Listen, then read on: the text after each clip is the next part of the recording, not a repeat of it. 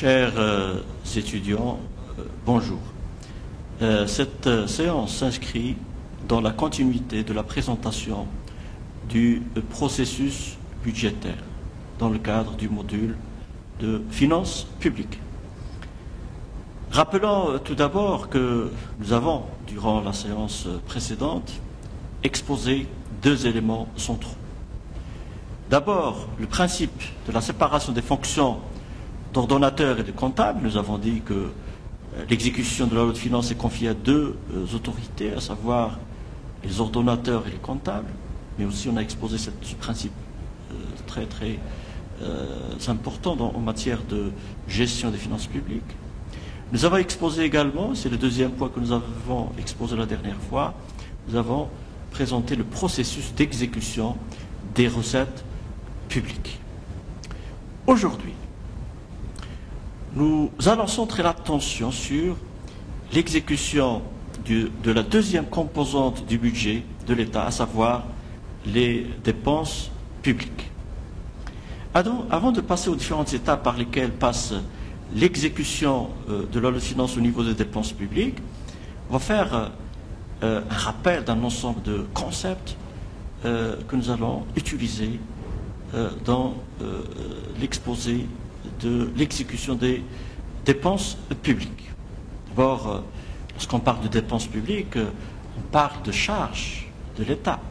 Alors les charges de l'État, selon l'article 12 de la loi organique relative à la loi de finances, comprennent les dépenses du budget général, les dépenses des segments et les dépenses des comptes spéciaux du Trésor. L'article 13, dans le même sens, indique que pour le budget général, les charges comprennent les dépenses de fonctionnement, les dépenses d'investissement et les dépenses relatives au service de la dette publique. Nous comprenons ici qu'il y a trois grandes catégories de dépenses en matière de budget général, de budget donc de fonctionnement, d'investissement et les dépenses touchant la dette publique. Ça, c'est d'abord une précision concernant les dépenses publiques, c'est-à-dire la rubrique à laquelle nous allons nous intéresser aujourd'hui. Nous allons aussi utiliser un autre concept, c'est celui de morasse budgétaire. Morasse budgétaire, c'est un document qui est annexé à la loi de finances et qui retrace le détail des dépenses publiques par département et institution. Donc à chaque loi de finances correspond ce document-là qu'on appelle morasse budgétaire. Donc dans le détail des dépenses publiques, mais par département et institution, par département, par ministère, par exemple, et nous avons les détails des dépenses concernant chacun des départements et chacune des institutions concernées par la loi de finances. Bien sûr, lorsqu'on parle de dépenses, on parle aussi de crédits. En quoi consistent les crédits? Ce sont des autorisations budgétaires de dépenses, c'est-à-dire l'habilitation juridique à effectuer des dépenses. Donc lorsqu'on dit dépenses, lorsqu'on dit crédit, c'est l'enveloppe budgétaire qui est allouée au département en question, à l'institution qui est concernée. Sauf qu'on distingue différents types de crédits, donc notamment, il ne faut pas citer tous les types, mais notamment les crédits d'engagement et les crédits de paiement. Alors dans la loi de finances, il y a les crédits d'engagement qui peuvent être engagés une fois pour toutes. Leur exécution s'étale sur plusieurs années, comme on le sait pour les dépenses d'investissement. Les dépenses d'investissement sont prévues par une loi de finances, mais leur exécution peut s'étaler sur plusieurs années. Donc, rappelons ici la programmation triennale. Il y a aussi les crédits de paiement. C'est l'exécution en tranches annuelles des crédits d'engagement. Donc, il y a les crédits d'engagement qui s'étalent sur plusieurs années et les crédits de paiement dont l'exécution se fait en tranches annuelles et c'est une exécution des crédits d'engagement. Quelques précisions concernant ces crédits. Les crédits ouverts au titre des dépenses de fonctionnement sont annuels. Il faut se référer ici à l'article 16 de la loi organique relative à la loi de finances. L'article 18 de la loi organique relative à la loi de finances dispose, et je cite, les crédits relatifs aux dépenses d'investissement comprennent les crédits de paiement et les crédits d'engagement. Donc, comme on vient de le dire. Donc, les dépenses de fonctionnement sont annuelles. On en reviendra par la suite. Les crédits de fonctionnement sont limitatifs, alors que pour les dépenses d'investissement, on distingue et les crédits de paiement et les crédits d'engagement. Notre concept, c'est celui d'imputation budgétaire. On verra par la suite que dans l'exécution des dépenses publiques, on doit vérifier l'imputation budgétaire. C'est quoi l'imputation budgétaire? C'est l'opération consistant à placer un élément comptabilisé selon une nomenclature, selon une classification. Autrement dit, l'imputation budgétaire est une catégorisation des postes budgétaires. Rappelons, et je pense qu'on l'avait déjà souligné précédemment, c'est selon l'article 38 de la loi organique relative à la finance qui dispose, et je cite, les dépenses du budget général sont groupées en trois titres. En trois titres. Sont groupés en trois titres. Le premier titre, ou le titre 1, dépenses fonctionnement, titre 2, dépenses d'investissement, et titre 3, les dépenses relatives au service de la dette publique. Alors, est-ce qu'on doit rappeler aussi la réforme que nous avons exposée dès la première séance? Nous avons dit que les budgets ou les dépenses du budget général sont présentées à l'intérieur des titres, donc le titre ici par exemple dépenses de fonctionnement, par chapitre, subdivisé en programmes, régions et projets ou actions.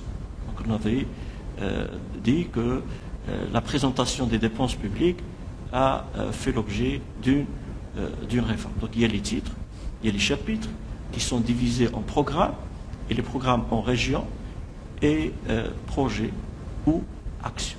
Bien sûr, ces concepts-là ont été définis lors de la première séance de ce module-là de finances publiques. Alors, ces précisions étant faites concernant les concepts qu'on sera amené à utiliser dans l'exposé des étapes à suivre et à respecter en matière d'exécution des dépenses publiques. Donc on va passer maintenant à l'exécution des dépenses publiques proprement dites, ou l'exécution de la loi de finances dans son volet charges publiques. Alors, ce qu'il faut dire, c'est que l'exécution du budget au niveau des dépenses publiques passe par deux phases principales. La première phase, c'est la mise des crédits à la disposition des ordonnateurs, mais aussi des sous-ordonnateurs. Il faut que l'on mette à leur disposition les crédits. Nous avons dit tout à l'heure, et nous avons défini tout à l'heure les crédits. Les crédits, c'est l'enveloppe budgétaire qui est mise à la disposition de l'ordonnateur. Et deuxième phase, dans l'exécution des dépenses publiques, c'est l'utilisation effective de ces crédits. Donc, il faut qu'il y ait ouverture des crédits, il faut qu'il y ait mise à la disposition d'ordonnateurs et sous-ordonnateurs de crédits pour qu'il y ait exécution de dépenses publiques. Et ensuite, il faut passer à la deuxième étape, c'est l'utilisation effective des crédits en question. Alors, on va commencer par la première phase, l'ouverture des crédits au profit des départements et des administrations publiques. Alors, comme on le sait, dès l'adoption du projet de loi de finances par le Parlement, il est procédé à sa promulgation, donc à sa publication au bulletin officiel. Donc, dès lors, commencent les procédures d'ouverture des crédits en faveur des ordonnateurs au moyen des morases budgétaires. Au moyen des morases budgétaires. D'où l'importance des morases budgétaires, qui donnent le détail des dépenses par département ou institution. Alors, par morasse budgétaire, au moyen de ces morases, qu'on va exécuter et les budgets de fonctionnement et les budgets d'investissement. Alors, dès l'ouverture de ces crédits, les ordonnateurs peuvent entamer l'exécution du budget dont ils ont la charge. Donc, une fois les crédits ouverts, il faut commencer à exécuter le budget. Soit en utilisant directement ces crédits, c'est-à-dire c'est l'ordonnateur qui va utiliser directement le crédit, soit en déléguant une partie aux sous-ordonnateurs. Nous en avons parlé durant les séances précédentes. Alors la délégation des crédits constitue un mode déconcentré de gestion des crédits à même d'assurer une plus grande rationalisation du fonctionnement des services administratifs. Ça permet aussi d'assouplir la phase d'exécution des dépenses publiques. Donc après la mise des crédits à la disposition des administrations, on passe à la deuxième grande phase, à savoir l'utilisation effective de ces crédits.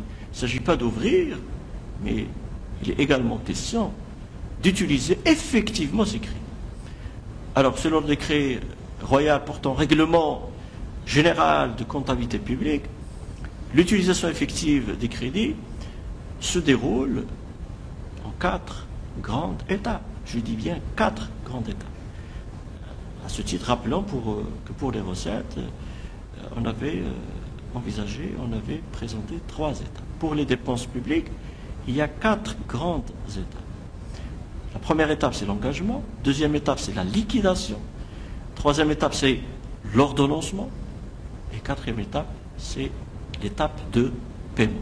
Pour qu'il y ait exécution des dépenses publiques, il faut respecter ces 4 étapes telles que mentionnées dans le décret royal portant règlement général de comptabilité publique. Soulignant, avant de définir, d'expliciter chacune des étapes, soulignant que les 3 premières étapes représentent la phase administrative, c'est-à-dire l'engagement, la liquidation, l'ordonnancement. La dernière étape, c'est-à-dire l'étape de paiement, constitue la phase comptable. N'oublions pas que dans cette exécution, il y aura l'intervention et de l'ordonnateur et du comptable public, et de l'ordonnateur et du comptable public. Comme on vient de le dire, il y a 4 étapes. Première étape, l'étape d'engagement. Selon le décret royal portant règlement général de comptabilité publique, et l'article 33, l'engagement est l'acte par lequel l'organisme public, l'administration publique, qui peut être un ministère, crée ou constate une obligation de nature à entraîner une charge. Crée ou constate une obligation de nature à entraîner une charge. Par exemple, la signature d'un arrêté de nomination d'un fonctionnaire. C'est une création, une constatation d'une obligation. La signature d'un bon de commande. C'est aussi une création, une constatation d'une obligation qui va entraîner une charge. Par exemple, pour le fonctionnaire, il faut lui payer son salaire mensuel. Pour un prestataire de service, il faut lui payer donc le prix de son service, le service qu'il a effectué pour l'administration publique. Alors, l'engagement, c'est une création, constatation d'une obligation. C'est un acte juridique qui donne naissance à l'encontre de l'administration publique, qui donne naissance à une obligation destinée à se résoudre en une charge budgétaire.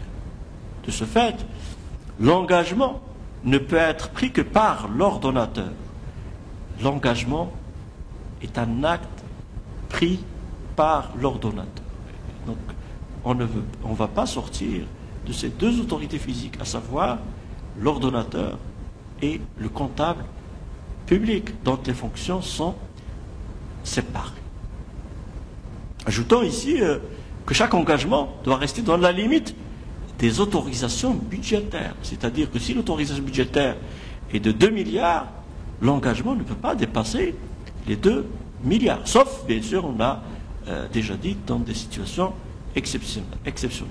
Donc cet engagement doit rester dans la limite des autorisations budgétaires et demeurer subordonné aux décisions, avis ou visas prévus par les lois ou règlements. Donc, bien sûr, l'ordonnateur, il constate créer, mais il y a quelque part des avis et des visas qui sont prévus par les lois et règlements. Les actes d'engagement effectués par les ordonnateurs sont soumis au contrôle de régularité de la part des comptables publics. C'est ce que je viens de dire.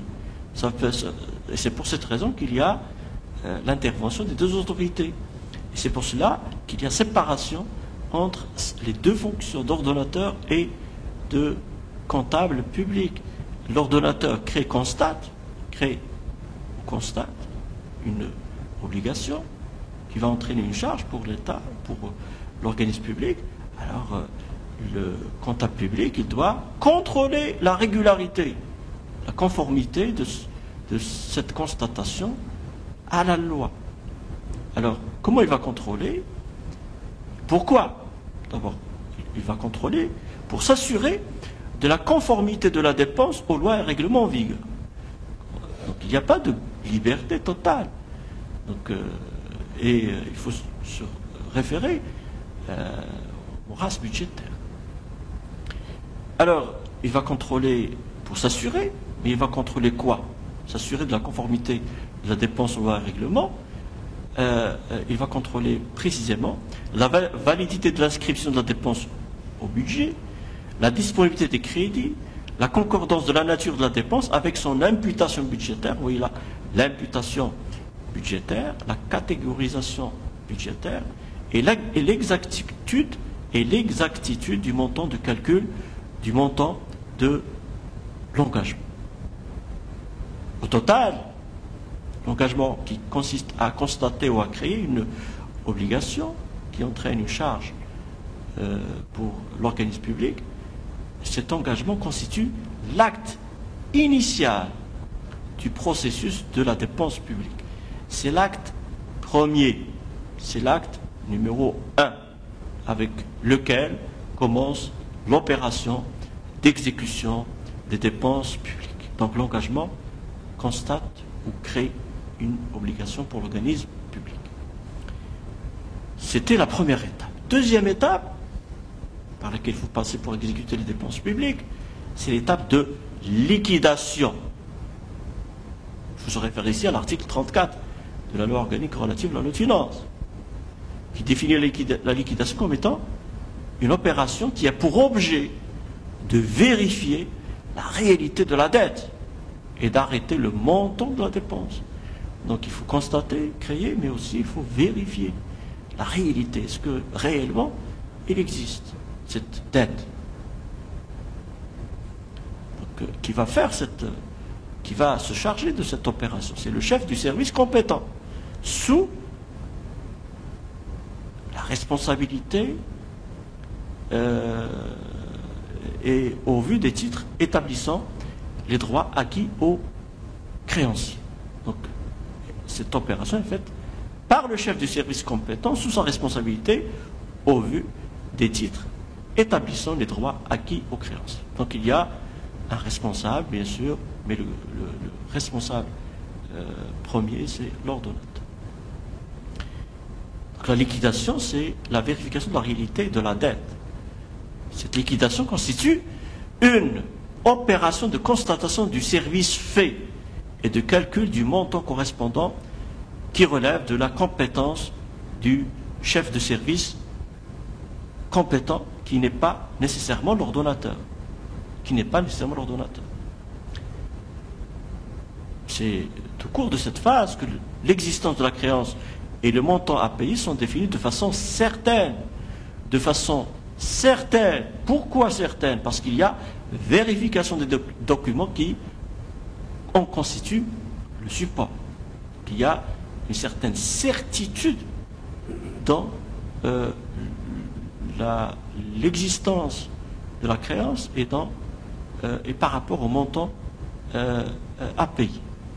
Au montant à payer, mais en se basant sur les documents qui constituent le support de la dépense. La liquidation des dépenses publiques peut s'effectuer selon différentes procédures. Différentes procédures, on va distinguer trois procédures. Alors cette liquidation peut s'effectuer par les créanciers eux-mêmes. Par les créanciers eux-mêmes. Ceux qui ont fait le service. Les entreprises qui ont fait le service pour l'organisme public. Donc, ces créanciers peuvent prendre l'initiative en présentant à l'administration les factures et tous les documents établissant la nature de leurs prestations et le montant de leurs créances. Donc, ces créanciers présentent les factures et tous les documents qui prouvent cette créance. Donc l'administration, qu'est-ce qu'elle va faire? Elle va procéder à leur vérification pour arrêter le montant des sommes dont elle se reconnaît effectivement débitrice. Donc il y a présentation, puis il y a vérification de la part de l'administration. Donc dans quel cas on utilise, dans quel cas cette procédure est-elle utilisée? Elle est utilisée pour les marchés et les commandes de fourniture et de services. Donc une entreprise qui a fourni pour l'administration des bureaux, des ordinateurs, qui a entretenu le matériel, une entreprise peut utiliser cette procédure de liquidation. Donc deuxième procédure de liquidation, c'est à travers les créanciers eux-mêmes qui soumettent les documents justifiant de leur point de vue leurs prétentions en matière de services faits. Alors la réalité de ce service et sa conformité avec les stipulations du marché et l'exactitude des calculs de liquidation sont constatés contradictoirement entre l'administration et les créanciers. Donc, quand quelqu'un utilise cette procédure, c'est une procédure qui est utilisée pour les marchés de travaux, les marchés publics. Pour les marchés publics, on sait bien, construction des routes, construction de bâtiments au profit de l'administration publique et autres types de marchés, bien sûr. Là, on sait bien donc la relation étroite entre l'exécution des dépenses publiques et toute la réglementation qui concerne les marchés publics. Troisième procédure de liquidation de la dépense, elle est effectuée d'office par l'administration. Elle est effectuée d'office par l'administration. On ne va pas attendre les créanciers. Sur la base des éléments du dossier en sa possession, tels que la situation du fonctionnaire ou de l'agent. Par exemple, un fonctionnaire qui attend une promotion, donc on ne va pas attendre que le fonctionnaire vienne nous apporter les preuves. Ou un fonctionnaire qui a pris fonction, on va donc liquider la dépense en fonction de la situation du fonctionnaire, de l'agent, en fonction du nombre de points d'indice. Vous savez bien que les fonctionnaires sont rémunérés en fonction des points d'indice correspondant à leur grade, à la durée du service, donc durée couverte par la liquidation. Donc cette procédure constitue la règle pour les dépenses de personnel. Lorsqu'on parle de dépenses de personnel, nous avons vu qu'il y a des dépenses de fonctionnement. Dans les dépenses de fonctionnement, il y a des dépenses de personnel.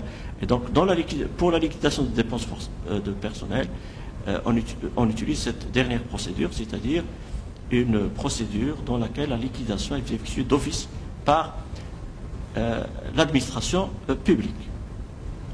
Si la liquidation des dépenses revient en dernier ressort à l'ordonnateur, il appartient au comptable chargé du paiement de s'assurer de la réalité de la dette. Regardez bien l'intervention, encore une fois, du comptable public.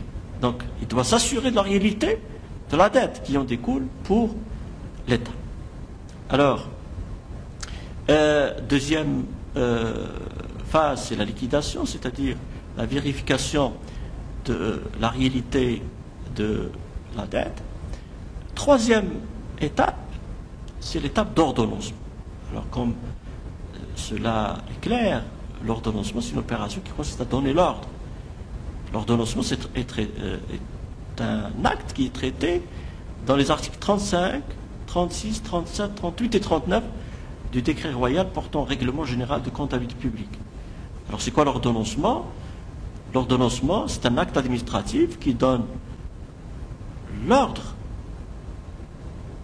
de payer la dette de l'organisme public. L'ordonnancement consiste à donner l'ordre de payer la dette de l'organisme public. Cet acte revient à l'ordonnateur, cet acte incombe à l'ordonnateur. Nous avons dit qu'il y a les dépenses qui peuvent être payées sans ordonnancement préalable. N'oublions pas ça. Donc il faut revenir aux séances précédentes. Nous avons dit que certaines dépenses peuvent être payées sans ordonnancement préalable. Sans ordonnancement préalable. Et le ministre des Finances dresse par voie d'arrêté la liste des dépenses qui peuvent être payées sans ordonnancement préalable. Nous en avons parlé durant les séances précédentes. On va le rappeler que selon l'arrêté du 2 janvier 2020, les dépenses sans ordonnancement sont, par exemple, les dépenses relatives à la dette publique, les charges immobilières, location, entretien de bâtiments, etc., les redevances d'eau, d'électricité et les taxes et redevances de télécommunications. Alors, les titres d'ordonnancement, c'est-à-dire les titres qui donnent l'ordre de payer, doivent comporter un ensemble d'indications. D'abord, la désignation de l'ordonnateur. Ces titres doivent comporter l'imputation budgétaire, l'année d'origine de la créance, la désignation précise du créancier, le montant et objet de la dépense, et s'il y a lieu, la référence à l'engagement. Donc il y a beaucoup de détails. Donc pour permettre, comme on l'a déjà souligné dès la première séance, ce que nous appelons la bonne gouvernance des finances publiques et la bonne utilisation des ressources publiques. L'ordonnancement peut se traduire par l'émission d'un titre d'ordonnancement ou d'un mandatement ou d'un titre de paiement. Alors, si la liquidation permet de chiffrer les dettes publiques avec précision, c'est l'ordonnancement qui leur confère une force exécutoire. Donc la liquidation chiffre et l'ordonnancement donne l'ordonnancement donne à cette liquidation une force exécutoire. Cet acte est bien sûr du ressort exclusif des ordonnateurs, mais quel est le rôle des comptables dans ce cadre-là? Aussi, les comptables payeurs sont-ils tenus dans le cadre du travail de contrôle auquel ils doivent procéder, sont tenus de quoi? De s'assurer de la qualité de l'ordonnateur ayant émis l'ordre de paiement. Donc, cet acte d'ordonnancement est aussi un acte contrôlé par les comptables publics. Contrôle qui consiste à s'assurer de la qualité de l'ordonnateur. Précisons que les dépenses ne peuvent être ordonnancées que dans la limite des crédits de paiement effectués disponibles dans la rubrique budgétaire d'imputation. Dans la rubrique budgétaire d'imputation. C'est le cas des dépenses de personnel. Dans la limite des crédits. Donc, et par conséquent, nous l'avons déjà dit, les dépenses de personnel sont des dépenses à caractère limitatif, pas évaluatif, à caractère limitatif. C'est ce qu'énonce l'article 58 de la loi organique relative à la finance. Pour les dépenses de personnel, elles ne peuvent être engagées, ordonnancées et payées que dans la limite des crédits ouverts. Alors, il y a une restriction, mais cette restriction ne s'applique évidemment pas quand il s'agit de crédits évaluatifs, comme c'est le cas pour les dépenses relatives à la dette. Donc pour les dépenses relatives à la dette, on ne peut pas connaître avec précision. Parfois, il y a des dépassements. Et par conséquent, le caractère limitatif n'est pas à appliquer aux dépenses relatives à la dette. L'article 58 de la loi organique relative à la finance dispose, je cite, les crédits relatifs aux dépenses rapportant à la dette publique et à la dette viagère, au remboursement, dégrèvements et restitutions fiscaux ont un caractère évaluatif. Donc là, nous avons deux types de crédits. Il y a les crédits à caractère limitatif et les crédits à caractère évaluatif. Limitatif, les dépenses de personnel, évaluatif, les dépenses relatives à la dette. Bien sûr, quand il y a dépassement, il faut les constater, il faut les autoriser à titre de régularisation par la loi de règlement de la loi de finances de l'année concernée. Donc là, rappelez-vous, lors de la présentation de la notion de loi de finances, on a dit que la loi de règlement, c'est une loi qui constate l'exécution de la loi de finances. Alors, troisième étape, l'ordonnancement, qui consiste à donner l'ordre de payer. C'est du ressort de l'ordonnateur, mais il y a un suivi de la part du comptable public. Quatrième étape, c'est l'étape de paiement. Le paiement, qu'on arrive à la dernière étape dans le processus d'exécution des dépenses publiques. Donc, au terme des 3 premiers paragraphes de l'article 41 du décret royal portant règlement général de comptabilité publique, le paiement est l'acte par lequel l'organisme public se libère de sa dette. L'organisme public paie sa dette, se libère de sa dette. Alors, si le paiement est l'acte par lequel l'organisme public se libère de sa dette, le comptable assignataire qui assume la responsabilité de cette tâche est tenu, avant de s'en acquitter, de s'assurer, sous sa responsabilité, que les conditions requises pour l'exécution régulière de la dépense ont bien été remplies. Donc, l'organisme public se libère de sa dette, mais le comptable doit s'assurer que les conditions requises sont respectées. C'est que le paiement des dépenses publiques est soumis à un contrôle de validité. Contrôle de validité, contrairement à l'étape de l'engagement. À l'étape de l'engagement, donc, il y a un contrôle de validité. Alors, comment le comptable public va-t-il contrôler l'acte de paiement? Donc, il va procéder au contrôle suivant. Il contrôle la qualité de l'ordonnateur, il contrôle la disponibilité des crédits et l'exacte imputation des dépenses sur les rubriques budgétaires destinées à les supporter. Il contrôle l'intervention effective des contrôles préalables, bien sûr, surtout le contrôle qui doit s'effectuer au niveau de l'engagement des dépenses. Il contrôle aussi le respect des règles de prescription de la déchéance. Il contrôle, je répète, il contrôle le respect des règles de prescription et de déchéance qui sanctionnent le retard des créances à faire valoir leurs droits. Il contrôle enfin le caractère libératoire du règlement consistant à s'assurer que les titres de paiement sont bien établis au nom des véritables créanciers. Donc là, il y a l'étape de paiement, mais il y a le contrôle du comptable public sur différents niveaux. Donc, comment va s'effectuer le paiement? Comment s'effectuera le règlement? Les règlements sont faits par remise d'espèces de chèques, par mandat postaux, par virement bancaire, etc. Donc, il y a différentes modalités pour se libérer de cette dette à travers soit le paiement en espèces, mais aussi le paiement par les circuits bancaires et financiers. Donc, durant cette séance, l'attention a été focalisée sur le thème de l'exécution des dépenses publiques. L'exécution de ces dépenses passe par 4 phases. Il y a la phase d'engagement, c'est-à-dire la phase de création, de constatation de créance. Il y a la phase de liquidation, c'est la phase de vérification de la réalité de la dette, de la créance. Il y a la phase d'ordonnancement, qui consiste à donner l'ordre de payer. Et la phase de paiement, c'est une phase qui permet à l'administration de payer sa dette, de se libérer de sa dette. La prochaine séance sera réservée au contrôle de l'exécution des lois de finances. Merci pour votre aimable attention.